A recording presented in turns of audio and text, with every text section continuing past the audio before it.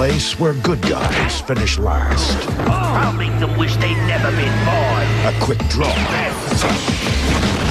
is the best defense. Nothing personal, but I'm here to kill you. And your wits are all you can count on. A future where one treasure is coveted above all else. Tell me the coordinates of the galactic ley line. Legend speaks of the galactic ley line, offering the ultimate power of the universe to those who seek its glory. The doors have opened. Utilizing the latest technology, a living starship has been built with the power to find the galactic ley line. 5, 4, 3, 2, 1. All systems green. By twist of fate, it has fallen into the hands of an outlaw. An outlaw named Gene Starwind. Well, let's blow some hot kisses to my devoted fans. His luck is about to change. Goodbye, G. Together with his crew of bounty hunters, he'll take to the stars. Accelerate and fly down their throats. Outlaw Star. Weekdays at 5:30. Time to roll the dice. Only Toonami.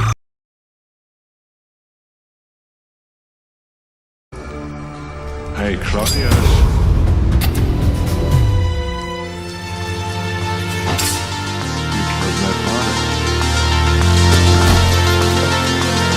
Big mistake.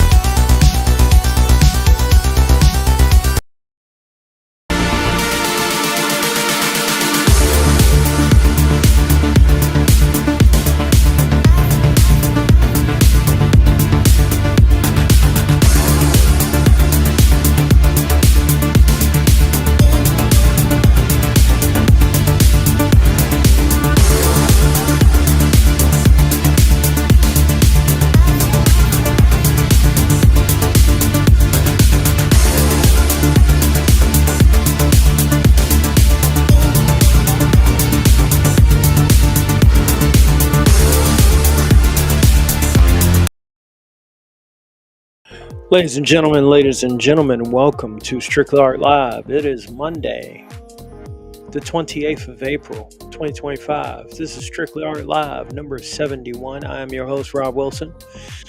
It is chilly once again in the DMV, and I have no idea why. Crazy weather, rain, heat, nice temperatures, beautiful sunsets, but then freezing cold at nights. What the heck is going on here? Welcome. Oh, I can't tell y'all how blessed, thankful, and ecstatic I am to be back with you guys after a nice little break. Last time I was here with you for Sal, number 70. We're covering the matches for WrestleMania. WrestleMania came and went. We've seen the results, and I had to get my John Cena and RKO in the preview clip that I made. So I want to go ahead and start off and say we're streaming live on YouTube, Rumble, Twitch, Kick, and IG. And shout out to the 126 great, supportive, and growing subscribers on YouTube, the 53 on Rumble, which I greatly appreciate. Let's see, what are we still at 438 or something like that. I think we're still at that number, which is fine. We're gonna make it happen. That's the key thing. And I don't know how many IG, but y'all know, we go back, way back in the 19 on Kick. We got a lot to cover, and I'm fired up, ready to go. We're going to make this happen, and we're going to kick it off with John Cena keeping his word. As he stated, the champ is here for the last time in this case. And he's doing his Goodbye World Tour. Much like a great heel or evil villain, he revealed his plan. He put it to work, and he used every means he could to make it happen. Now, just storyline wise, because I love the theater and the story of wrestling. I'm not too big into the behind the scenes. Oh, we know who's going to win this match, and we know who's going to win that match. No, let's stick with the story itself. Just like with Cody Rhodes, he had to finish the story. Well, John Cena just butted heads with him, cheated him out of his title, and now we got the Dirty Champ is here. Dirty Cena. What do we call him? Dirty Cena? Cena Black? Like Goku? That's what John Cena used to remind me of, Goku. I used to always say, I can't stand John Cena. People would be like, why? He makes wrestling look fake. That was my own personal little joke there. I loved it. But seeing John Cena as a heel has been great. I've enjoyed the entire road of smack talking to a whole new level. It's wild.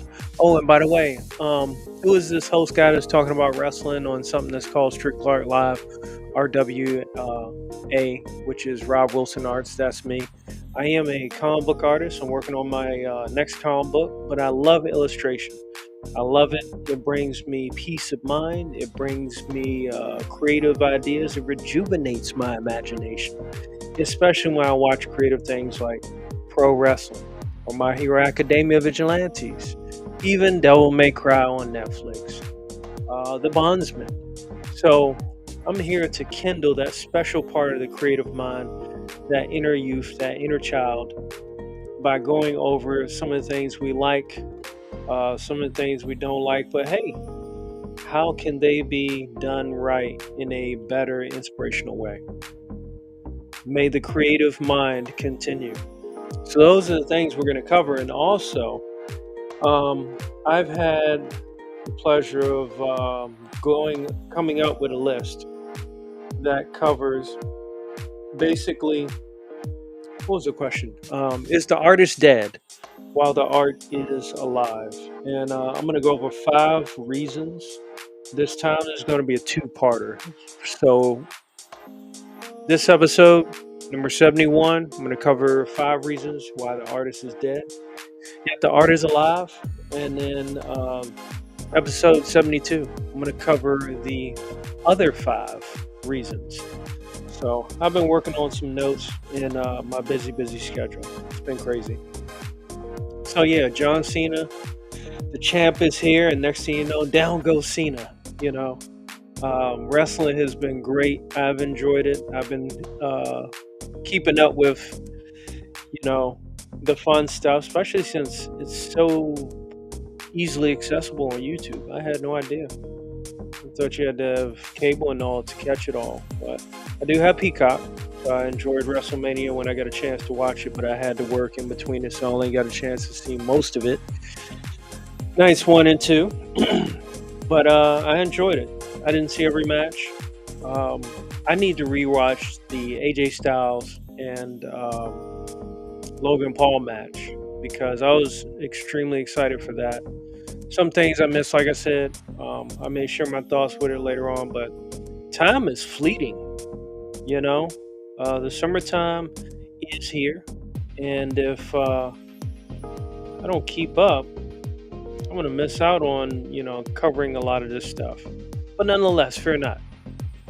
I'm taking some time off of work, very much needed, and putting my pencil and creative styles to task. So don't be surprised if I manage to amp up the amount of Strictly Art lives or even sketch waves per week. So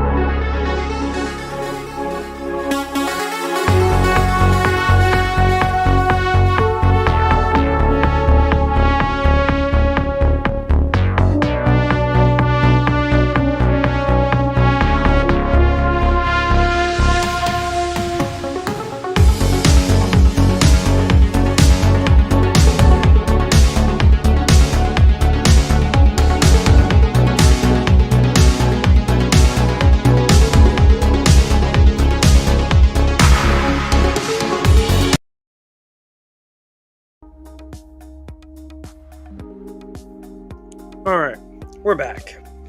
So, the question is that I've asked, hey, what's going on, Levi Skeen? How you doing? Ladies and gentlemen, Levi Skeen, be sure to check him out on 3 Stroke Studios. He's on Rumble and YouTube. Also part of the Madness Entertainment Group. Check all those guys out and all the fun that they have on all the platforms. So, in this segment, I've asked the question, is the artist dead, but the art lives on? The reason why I asked this question is partially based on my own experience in dealing with art, people liking my art and going beyond that to, buying my art or supporting it. But around like 2009-ish, I do believe that that's where I would start getting side gigs, paid side jobs for art and stuff like that. And I had just got into digital. I had some okay pieces, but I was learning the ropes. But I was still selling traditional art, which, people love, collectors love, because they're one-offs. It is what you get. I remember at one point I worked in a pharmacy in a small town, and a lady noticed that I could draw, and she commissioned me to do a collage of art, or a collage of pieces from photos that she had of her son, who went through the whole kind of like marine process, and it came out really well. She loved it. Even when I worked in the restaurant business, I did kind of like gospel collages of artwork for coworkers. I even did a couple pieces for managers and their sons. They wanted their son sitting on the gator with the mouth open, that kind of thing. And I could definitely oblige to that. So that was fun. Yeah. So even my dad he's Archbishop. He's into Universal Church. I'm not too familiar with, how that works. I grew up, Baptist. But he had friends that wanted artwork too. Artwork, designs for business cards, and so on and so forth. This was about around, all within from like 2008 or 9-ish to, I guess like 2015. Because 2016 I had my first deployment, and then I started learning about Patreon and how to build that up and all that, and starting a business. And Patreon supports, they're great, finding people that like your stuff, especially people that was a pretty cool experience, knowing that I had people that knew me and was willing to support my art. And I got to the point where I was making t-shirts and all that kind of stuff. I was putting out free t-shirts every 3 months for people that were subscribed with my artwork on it. They got tangible goods, tangible prints. No doubt about it, even while I was doing digital. So one of the points, and this I actually took some notes from ChatGPT, because I'm not the smartest guy in the bunch. I will admit that, but I'm capable of listening to others' perspectives in order to grow and come to new understandings. Even if it's somebody I've never met. When I look for motivation, I went on YouTube, found motivation, learned about Jordan Peterson, learned about other great people that had good ideas on how to improve in your life. So, ChatGPT asked the question, is the artist dead while the art lives on? And the first point that covered is art as a collective consciousness. The essence of art transcends individual creators, becoming a part of a collective cultural consciousness that continues to evolve and inspire long after the artist is dead. This has been proven time and time again. The Da Vinci's, Picasso's, a lot of those, the Bob Rosses, the art continues on as we've seen through many different mediums. Some people maybe even try to duplicate, or emulate the style, because we got AI to duplicate artwork now these days, and that's the talk of the town, which we're going to get to that as well. But yeah, absolutely. The artist's idea is kind of like to leave behind a legacy. That's the key thing, through the art, if not through children, or if not both. So leaving something behind for people to appreciate. Obviously, when it becomes rare, meaning there's only a few, if only one, the value of it goes up in the eyes of the collector. It may hit them one day and, I never knew about this artist, so I want to get this work, so on and so forth. That happens quite often. Stealing artwork, high profile thieves have attempted to steal artwork long after the artist has passed on. Some artwork is so controversial and emulated presence to it that it has possibly cost some lives as well, because of the history behind it and the crave to have something that is high in demand. Art is even considered diversification for financial portfolios. That's recommended as well. But the tough part about art is it being appreciated while you're here on Earth. That's one thing I've learned so far. Even to this day, you have homeless people on the streets that draw pictures of famous people just to get a meal for that time. That art is so precious to them. It's dependent upon them having some kind of sustenance just to make it to the next day. I don't think the average person really understands and possibly really appreciates that. The time and effort that goes into something like that, and what may be going on in that artist's individual experience at the time. Every art piece normally has a story behind it. What was going on? What might have happened? Artwork that got damaged. Those kind of things.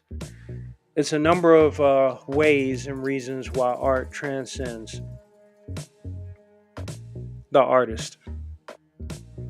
So, number 2, the eternal spirit of creativity. Creativity is a mortal force that exists independently of any single artist. When an artist dies, their unique expression becomes a vessel through which this eternal spirit manifests in new forms. So there is like a saying, kind of like in certain philosophies, I can't think of the name of it, is that creativity is in a cloud above us. So creative ideas may seem similar, but it only is giving credit to those that actually bring it into this world, which is hence one of my ways of how I talk to clients about getting their ideas into this world, out of their mind, but it's different now. The landscape has changed a lot because of new technology. This is probably one of the first times where new technology out the gates have created a bit of worry, because honestly, if something's threatening your job or threatening your livelihood or threatening how you do something, it makes sense to attack it.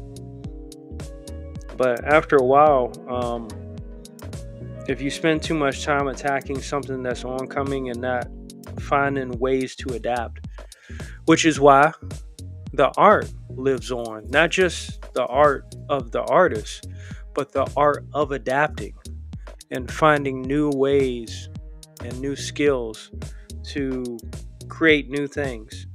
So that way the artist does not become obsolescence or die without recognition. Now, if we're talking about, I won't even say that. So there's a lot of things with that is really difficult. That's why change is hard, because some people don't want to change, and they're used to a certain system too. You know, when it comes to industry standards, these are the things that has worked for artists or creators' whole lifetime. Why change it now? You know, until something drastic happens.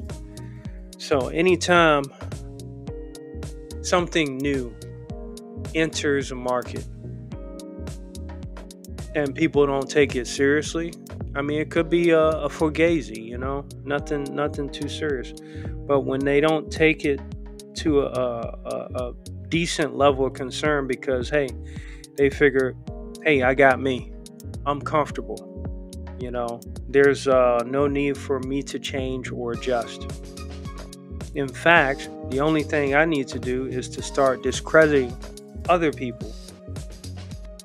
Now, one of the things I've learned with AI art is that for myself personally, I don't need to go on live streams to say, oh, that art piece is all messed up. It's all jacked up. It's all this. It's all that. There are plenty of people out there doing that. But what I do look for is a similar style, because I know I already have the skills. Lord knows I've been drawing for over 30 years. That's not a problem. I've learned to adapt as well to different styles, or do different styles at one time, doing traditional, doing realism, doing cartooning. Cartooning was a little bit tough for me, but getting down the 90s comic book style, that was one of the very challenging things I had to do for the past 2 years. Levi Skeen said, I feel that every piece of art has a little bit of the artist in it. Correct. And that's actually one of the things I wanted to mention. Praise in public, critique in private. Right. So here's the thing. If the artist normally gets inspiration from life itself, but then the talk of AI or something that they think may threaten their livelihood starts to take over, could possibly a little piece of that soul be lost because of the frustration with a new challenge.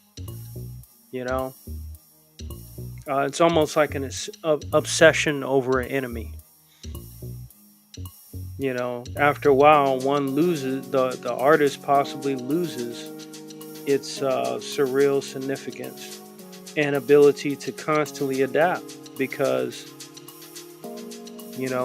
attacking a type of technology or new method or whatever is so damaging. I knew traditional artists when I was in college and stuff. They spend so much time harping on digital isn't going to do anything. Digital isn't going to do anything.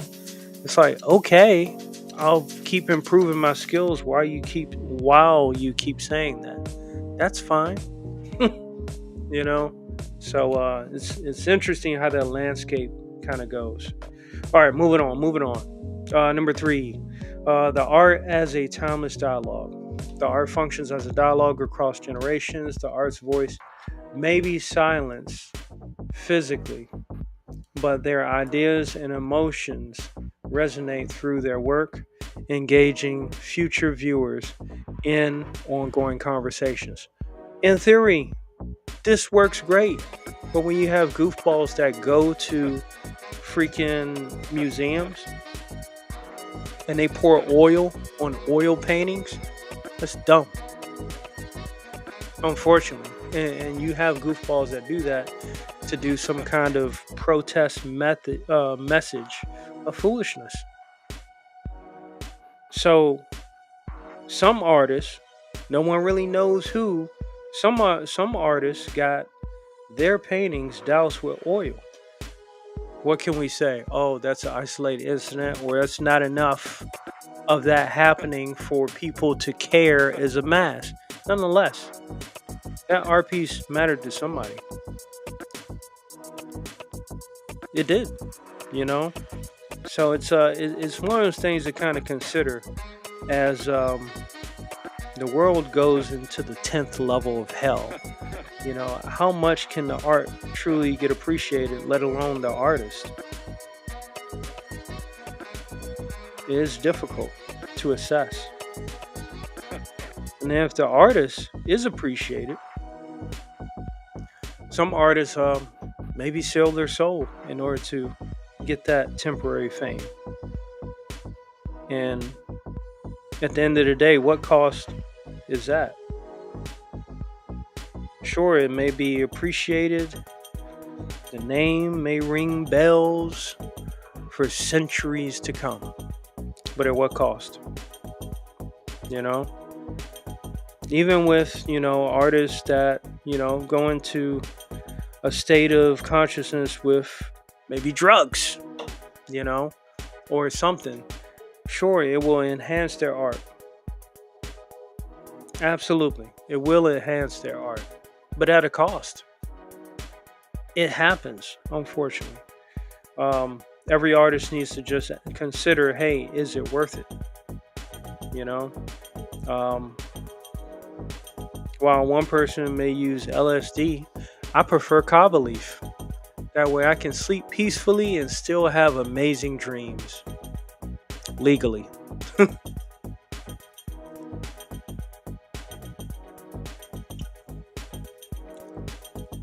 I seen a CG fan get mad at an artist and post a video of them burning his artwork that he had purchased from the artist. Yeah, see, that kind of stuff is foolishness. It's sad. Absolutely. I remember when people were setting Captain America Steve Rogers issue #1 on fire because at the end of the comic he said Hail Hydra. Like, they were filming themselves on social media doing that. And I get it. May not be, you know, cup of tea, their cup of tea or whatnot. I actually have the Secret Empire collection. I enjoyed it for what it was. It was different. Obviously, he was a little more Captain Un-America than anything else. But it was a pivotal moment in the history of how comics were being told. Excuse me. And a lot of the agendas that were placed forward. So it's really difficult to assess how this stuff is truly cherished. Only the best artwork gets preserved in museums, protected by government funding, security guards, and all that kind of stuff. Not all artwork gets appreciated that way. Some artwork never gets appreciated because of the obstacles of life as well. It's a tough one. Alright, so next we got art as a autonomous entity. Once created, art assumes a life of its own, independent of its creator. It exists in galleries, museums, digital platforms, and the viewer's mind, detached from the artist's mortality. Now, I partially agree with. I don't think the art truly is autonomous unless it's, you know, AI art, which obviously it's still not autonomous because it is tethered to the collection of creative art made by human beings. Now, the real scary part is the minute that AI actually becomes sentient and it starts to create art for an agenda to captivate and pull you in. But I think it's already doing a great job without even trying, because it's such a controversial subject to talk about. Some people are for it. It's given some people opportunities that they never had before, but to a limitation. And then they think that limitation is a whole new world, but it's like, for artists, buddy, it's your first time. We've been through that euphoric creative experience so many times as an artist. And a couple of people have mentioned, just working on a piece, it is a journey. You are Odysseus, out on the seas, facing new trials by each curve, by each square, by each shape that you are trying to put together a composition to tell a story. It's truly something else to think of how, comic books tell a story, as it's a combination of pages, multiple pieces of art and literature, told in a way, in an amazing format, like a waltz. Whereas you take one piece of art and the artist gives it a name, maybe. And that art piece is so intricate and full of so many things going on. Normally, could be overt, could be subtle, but even just one image alone can tell a whole story, because a human being has this creative thinking and appreciation for what they observe. Which, that's the part that I do agree with, that number 4 that I just read, because that creative process exists also in the viewer's mind. I kind of look at it like, if you ever seen The Immortals, the movie that great movie with Henry Cavill, when Zeus, played by the old man, was talking to Theseus' son. And when he was looking at the statue as he fought the Minotaur, when Theseus fought the Minotaur, and he had his son look up at the statue, and he said, right now your father is fighting a war in Olympus, or, in the sky. And he told him to close his eyes. And then it went on to, like, what I think is still one of the greatest, most amazing collages of an active battle, like a living work of art, where Theseus and all his buddies were fighting in the sky.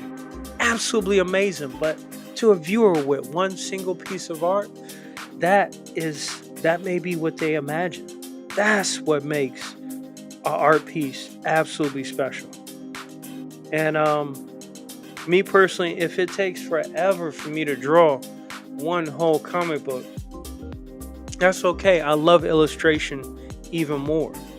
Drawing comic books is fairly new to me, but I've been drawing stuff like forever. And it's an amazing thing. It is truly an amazing thing. Let's see, number 5, and then we'll go ahead and wrap up. Closing remarks. Number 5, the artist as a conduit, not the origin. The artist may serve as a conduit for universal truths or collective human experiences. When the artist dies, these truths continue to flow through their work, keeping the art alive. Now, that statement goes into a metaphysical aspect of art, where, as I kind of mentioned earlier, there's like a cloud of creative ideas above all of our heads. But the one who gets credit is the one who actually pulls it from the air and brings it into this world. So I definitely am a firm believer of that. I think it is an amazing process. And it does teach the idea that there is something beyond just this life, to which creative ideas come from, to which a whisper for inspiration comes from, that sends a human being on a amazing journey, a challenging journey, but a blessed path. That concept alone, it's mysterious, but yet so precious. That's something that AI is never going to understand. It will probably spend whatever time trying to be self-aware. Unfortunately, it's going to look at humans as a hindrance to its self-awareness and its search for absolute truth, while man still has not found the absolute truth.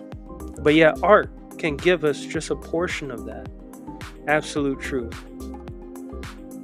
While they may be, impaired or in a higher state of being and in a lower state of being, it gives us a glimpse into the unknown. And that unknown came from that person. So it's really tough to say whether it's an origin. Because then, like I said, could get into the whole metaphysical thing where a human being, the soul is actually the universe and that kind of thing. But I'm not going to do that. I don't want to twist your head. I don't want to scratch your brain. But at least divine purpose for creativity is an amazing thing. And art, just like as creative it is, it can also be used as a tool to build and create, inspire,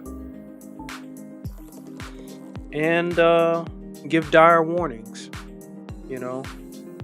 things of that nature. But nonetheless, it is a subject that I love very much. As you may know, I'm Rob Wilson. I do Strictly Art Live. I've done 71 episodes of it now. This is 71. And if you go to my Twitter or X, X-Men, X. If you go to my Twitter, it says God first, fitness second, and art third. All of these things go in tandem for me. They're not individual things.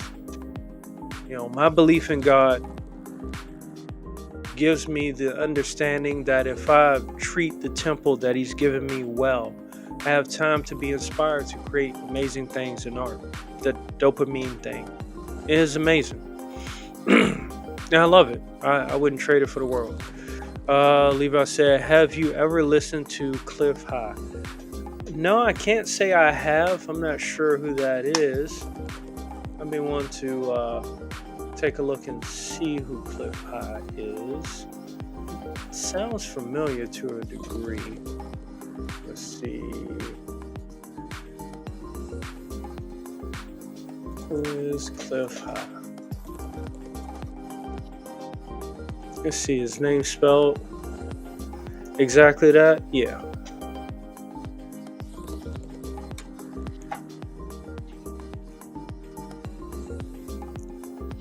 Researcher known for developing predictive linguistics, a technique that involves analyzing internet data to predict future events. Okay, so pre-ground to a degree.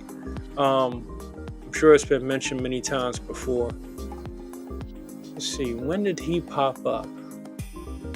Including a podcast episode with James Delingpole in 2021. His predictions and theories about future events have gained attention, particularly his recent claim about potential conflicts involving extraterrestrial entities.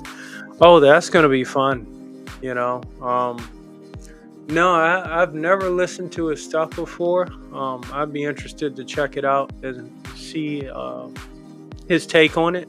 And the ironic thing is that there have been so many prophets to a degree.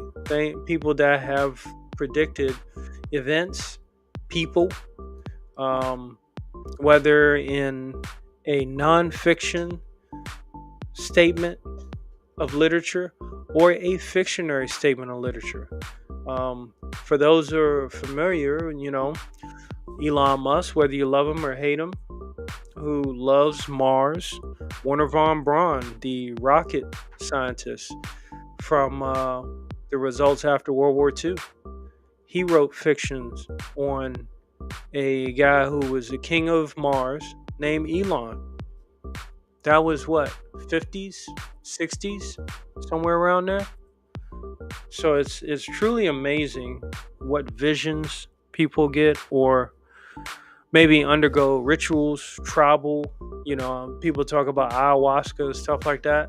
I'll stick to kava leaf, thank you. It's legal, and it gives me great dreams, stuff that I can wake up and take notes on. So I'll keep pushing that. But those kind of things. And then you got some people that don't take any of that stuff at all, and they are bombarded by inspiration, hopefully non-hazardous voices and different things like that guide them on their way for whatever their life purpose is. Maybe sharing things to help other people. That kind of thing I greatly appreciate. And I think art itself is a great therapeutic helper, and it's been used for so many things. So while we're at this turning point for where artists are saying whether AI is good, it's a tool, it's not, and newcomers that are satisfied satisfied with the ballpark that the AI gives them for artwork, that's going to be tough to actually have the artist exist in addition to everything else the artist has to do in order to get his or her stuff out there. Obviously, there are some boosters given, whether it's status or whatnot. Born into a rich family, maybe married to a life where all you get a chance to do is draw and paint all day, and maybe be hot, for the female artists that can use that as well. So, I mean, it's a number of things. And then in addition to that, you got subscription-based platforms such as Subscribestar, Patreon, but then you have to deal with your customer base to say, oh, I don't like this version, but I like that version. Once you get on that version and they don't show up and that kind of thing, or, oh, I like this style, I like your art, but I don't like the style you're using. And there's just so many critiques in so many different directions.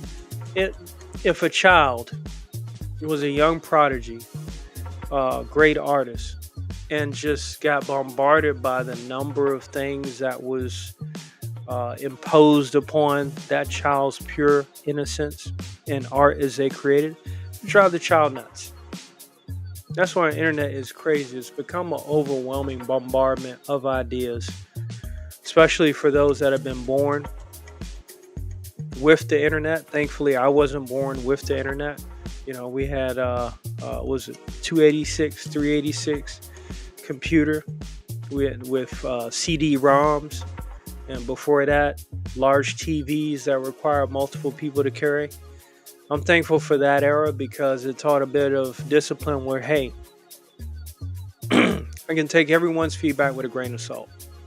If it is helpful, absolutely, I will add it onto that, and that person will be looked at as a help on my journey. And conversely, if I have something like that to contribute to someone's journey as well, absolutely. I feel like I've done my part in life to help others. But, where there's like thousands of critiques, and then you don't know who's real, who's not, who's sending a bot farm after you, whose name or profile has numbers behind it, and they have no social media posts, but all of a sudden they found you to respond on this one thing. That's just too much stuff, in my opinion. An artist needs that place where they can get into that session, whether it's listening to music or doing whatever things to get them set up and go. They need that without all the outrageous interruptions. And that's something that's always worked for me. Some people maybe thrive in chaos. That's cool.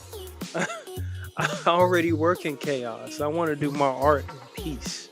And I think that helps get me to where I want to go and hopefully, people get to see the end results. So that's where I'm at right now, ladies and gentlemen. I want to thank you all for stopping by. Shout out to Levi Skeen. Mad respect, man. Always appreciate you stopping by and providing feedback to where we can have a discussion. Because I'm Rob Wilson, and I never claim to be unapproachable. So that's me. That's just my take on it. And we're going to do part 2 of this as well as The Artist Dead on the second half of episode 72 of Strictly Art Live, which may be tomorrow, but we'll see. It'll be in the afternoon if it is tomorrow, but I'm hoping to make it happen. All right. So thank you all for stopping by. God bless y'all. Y'all take care. Don't let the world stress you out. Don't let the internet stress you out. And remember, see too many crazy people in one day, just go back in the house. Go in the house and be like, you know what? Today wasn't meant to be. Just go home, go back in the house, just relax. All right. Y'all take care. God bless.